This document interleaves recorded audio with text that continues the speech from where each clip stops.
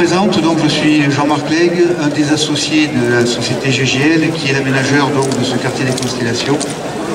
Et avant toute chose, je voulais faire un petit historique de cette opération, puisque l'initiative est partie donc des propriétaires de ce terrain foncier qui fait quand même 34 hectares, qui était donc vendeur dans les années 2000. La commune, donc, à partir de cette date-là, a envisagé, eu égard à la position stratégique de ces terrains, par rapport à la Mousson, le Golfe, les quartiers d'habitat qui sont donnés. La commune, donc, a envisagé de créer donc, une ZAC et a travaillé donc, un dossier de création qui est arrivé à maturité à peu près dans les années 2007. À cette date, elle a lancé donc un appel d'offres public pour trouver un opérateur en grande charge l'entier dossier de ce nouveau quartier. Et nous avons eu l'honneur, nous, société GGL, d'être retenus pour réaliser ce quartier. Ce quartier, donc, au départ, et pendant cette période de 2007, je dirais jusqu'à fin 2010-2011, on a travaillé, donc, bien sûr, en étroite collaboration avec la commune, et là, donc, je remercierai le cabinet de Pierre Retour, M. Rajdi, M. Allemand, parce que M. Allemand est ici. Notre paysagiste, donc, M. Mouret, qui doit être là aussi, je pense, où on a travaillé très longuement avec les services donc, de la ville de Juvignac, représenté, bien sûr, par M. Patrick Nicodème et Georges Lafonseca, qui ont beaucoup aidé, pour obtenir donc l'ensemble des autorisations administratives. Vous vous doutez, il y a des problèmes d'architecture, d'urbanisme, de réseau, énormément de problèmes à régler. Et toutes ces autorisations ont été obtenues en fin d'année 2010. Et le premier coup de pelle a été donné sur ces terrains en mars 2011, donc précisément 3 ans d'aujourd'hui. Donc ce que je voulais vous dire, c'est que entre une idée de réaliser un nouveau quartier, un nouvel aménagement, un nouvel urbanisme sur la commune et l'arrivée donc des premiers habitants, il se sera écoulé 14 ans. Donc vous voyez que ces choses-là sont longuement maturées et qu'effectivement aussi peut-être, il faudra en parler à nos gouvernants, qu'on pourrait peut-être un peu améliorer ces délais administratifs qui sont quand même très longs pour nos porteurs. Et la commune était très sensible. C'était grâce à nos partenaires promoteurs entre 2011, donc mars 2011 et mars 2014. En 3 ans, il a été réalisé à ce jour un peu plus de 200 millions d'euros d'investissement sur ce site. Et dans la période que nous connaissons tous, de conjoncture complexe, il faut savoir que ces 200 millions en matière de bâtiments, travaux publics et construction, ça représente donc sur les 3 années qui se sont écoulées une garantie de maintien d'environ 450 emplois par an. Donc je crois que ce n'est pas à négliger dans l'impact économique donc, de l'agglo de Montpellier et plus particulièrement sur Juvignac. Ce que je voulais vous dire aussi, c'est que la feuille de route que nous avait donnée la commune, et je vais juste vous la développer sans être trop ennuyeux, c'était des éléments qui étaient les suivants. D'abord, créer un écoquartier, ça c'était fondamental pour donner la Saint-Urgent. Développer une vraie mixité urbaine et sociale au travers d'un parcours de l'habitat qu'il fallait retrouver dans ce quartier. Et bien sûr, tout ça cadré par des contraintes architecturales et paysagères très strictes qui ont été menées donc, par le cabinet de Pierre Retour.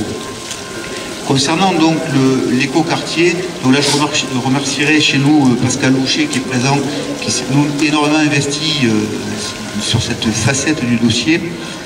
On a travaillé donc plusieurs pôles. D'une part, bon, l'implantation du bâti, donc c'est un travail qui avait été mené par Pierre Retour, donc c'est un travail assez important qui donne en fait cette typologie à ce quartier. Un deuxième élément important, ça a été le traitement des eaux de ruissellement et de pluie.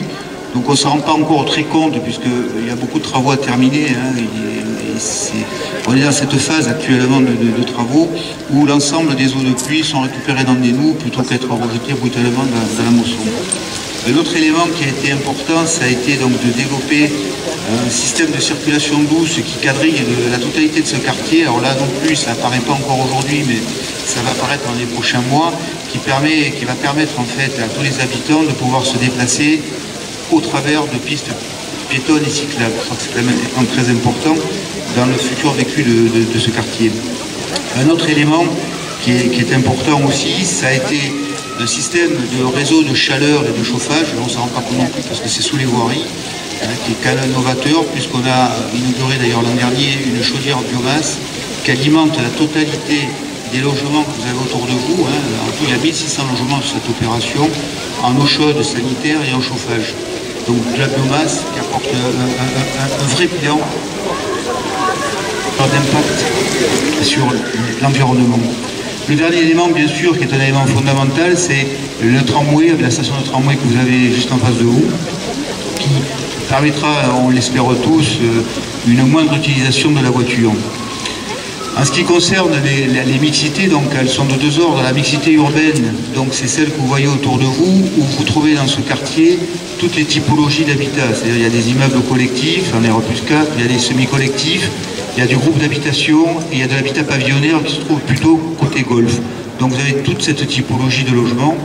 En matière de mixité sociale, c'est un petit peu la même chose. Vous avez tout type de sociologie puisqu'il y a des logements sociaux prioritaires, enfin ils ne sont peut-être pas encore attribués puisque les immeubles ne sont pas terminés, qui sont prioritairement affectés bien sûr aux Juvignacois et Juvignacoises. Vous avez des logements donc en location privée. Vous avez des propriétaires occupants et aussi toute une gamme de primo-accession qui sont des groupes d'habitation qui sont derrière les tramways. Jusqu'à une résidence senior 3e âge. Donc ça, je crois que c'est important de le dire. Il y a un véritable parcours dans ce quartier qui va s'opérer avec le temps. Un autre élément qui paraît fondamental, on n'a pas oublié bien sûr le commerce de proximité qui va se trouver tout autour de cette place. Alors bien évidemment, il faut encore attendre au moins la fin de l'année ou le début de 2015 pour que ça puisse vivre. Et cette place, effectivement, va devenir le cœur de ce quartier et véritablement ce lieu que l'on souhaite, un véritable lieu de convivialité. Pierre Autour, je vous remercie de m'avoir écouté, va vous donner plus d'informations. Ce que je dirais, c'est qu'un écoquartier, ce n'est pas que la somme de bâtiments économes en énergie. Alors bien sûr, les bâtiments ici seront très économes en énergie, ils sont tous BBC, RT 2012 pour la plupart. Ils sont alimentés par la chaufferie bois, comme l'a dit Jean-Marc Lègue. Mais ce n'est pas que ça, c'est une réflexion sur un équilibre entre les formes bâties et la nature. Sur cette ZAC qui fait 34 hectares, la moitié est consacrée aux espaces libres. Et donc plus d'un quart à des espaces verts. Donc c'est pour donner un ordre de grandeur de ce qui est gardé un espace naturel. Il y a aussi un équilibre des formes. On a un équilibre qui se fait à partir de la centralité où on est plus dense et plus haut vers la périphérie de la ZAC. C'est cette réflexion sur la centralité, sur cette place qui est inaugurée aujourd'hui, qui est l'élément majeur du projet, le point focal. Alors cette place, vous le voyez derrière vous, on a une perspective ascendante, c'est-à-dire quand on rentre dans la ZAC, on voit la place en montant. Donc c'est un élément qui est assez important. Et d'ailleurs, de cette place, vous voyez la vue qu'on découvre vers Montpellier d'ailleurs. Et j'ai voulu, pour donner l'environnement à cette place, me référer à des exemples assez connus et assez célèbres. Il faut toujours être ambitieux. Il y a le portique, en fait, est tiré d'un temple égyptien, le temple d'Hatchepsout, à Der al-Bahari, là, face à Luxor. Ça a été traité aussi par Pouillon sur une place d'Alger, à l'époque, par un portique un peu identique. Et donc, ce portique est réalisé en béton blanc, donne l'unité de toute la place. Cette place fait plus de 5000 m². Elle a été dallée en pierre. Il est important qu'un espace public ait une bonne qualité de revêtement qui va durer dans le temps et qui donne une bonne image. Et donc, on le voit bien, on a le sol, on a le portique en béton blanc, après on a le traitement des immeubles avec les filtres, on reprend aussi des éléments en béton blanc sur les balcons. Donc tout ceci concourt à donner cette unité et cette identité à cette place de la ZAC des Constellations. Ce quartier appartenait à la famille de l'ancien maire, M. de Bonellis. Ils ont demandé à ce que, dans le SCOT de Montpellier, le SCOT c'est le schéma de cohérence territoriale de l'agglomération de Montpellier, que ce coin figure dans l'urbanisation future de Juvignac, compte tenu de son endroit stratégique, comme tu le disais. Et bien entendu, ça fait un ensemble cohérent avec le quartier des Garrigues, le quartier de la Plaine et le quartier de Fontcaude. Des commerçants qui ont voulu s'installer sur cette place. Bon, donc le coiffeur, il va y avoir une brasserie, il va y avoir un traiteur, il va y avoir une supérette, il va y avoir le poste de police, bien sûr, ce qui est très important. Et ils auront au moins un poste de police digne de deux, hein, parce qu'ils auront de la place. J'en parlerai un peu plus tout à l'heure. Il va y avoir aussi, qu'est-ce qu'il y a encore, une boulangerie. Il va y avoir, qu'est-ce qu'il y a encore, il y aura la pharmacie en principe. Donc il va y avoir, si vous voulez, un panel de services à la disposition des Juvignacois. Il va y avoir aussi un marché. Tous les combien? Toutes les semaines, vous aurez cette place. Tous les samedis. J'espère que toutes les personnes qui vivront ici vivront en parfaite harmonie avec tous les Juvignacois. Je suis ravi de représenter le président Moore ce soir.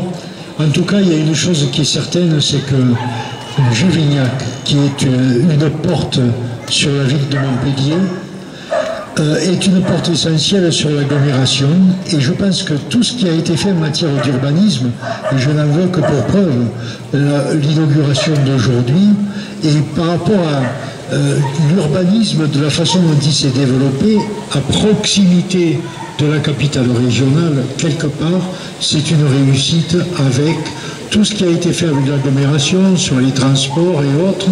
Ceci permet d'avoir un équipement harmonieux. Et ce qui est important, c'est que la population de Montpellier, de l'agglomération et de Juvignac ait le bien vivre à proximité. En tout cas, bravo et félicitations. Merci. Et voilà. Là, tu coupes un bravo. Ouais. Attends, tu donnes un peu. Voilà. Bravo.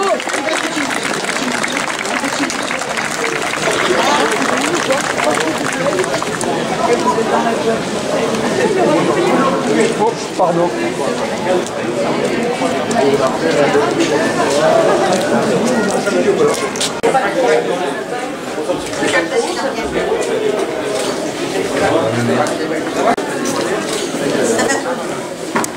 Alors, tu fais la visite comment? Allez, on y va.